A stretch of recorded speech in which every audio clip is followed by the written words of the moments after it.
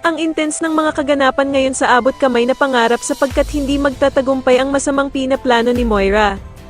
Dito nga ay maililigtas ni Annalyn si Dax sa planong pagpatay sa kanya ng hitman, kaya naman ay makokonsensya na nga si Dax at aamin na ito kila Annalyn at Lynette.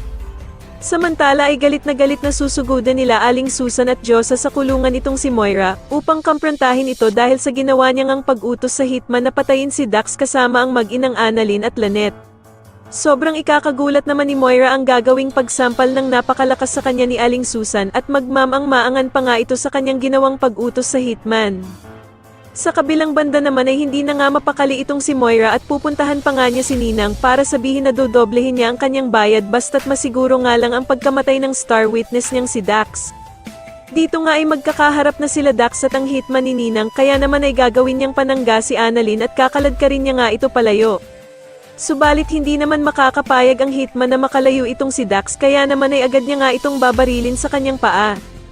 Habang nagsasalita naman ang hitman ay agad na makakaisip ng paraan si Dax at mahahawakan nga niya sa leeg ang hitman kaya naman ay mabibitawan nito ang kanyang baril na mapupunta naman kay Annalyn. Agad namang pupulutin ni Annalyn ang baril ng hitman at itututok nga ito sa kanila, subalit kabadong kabado nga ito dahil sa hindi naman siya sanay na hawakan ang baril na ito.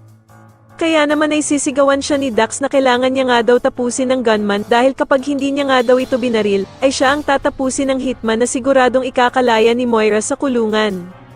Sa tingin niyo dapat na nga bang hindi na makalaya ang bruhang si Moira sa kulungan at mabulok na ito dito habang buhay? Mas lalo na nga talagang nagiging exciting ang mga susunod na kaganapan kaya naman ay mas lalo pa nating abangan ang mas lalong gumigandang abot kamay na pangarap. Maraming salamat po sa inyong panonood at sana po ay masubscribe niyo ako. Maraming salamat po.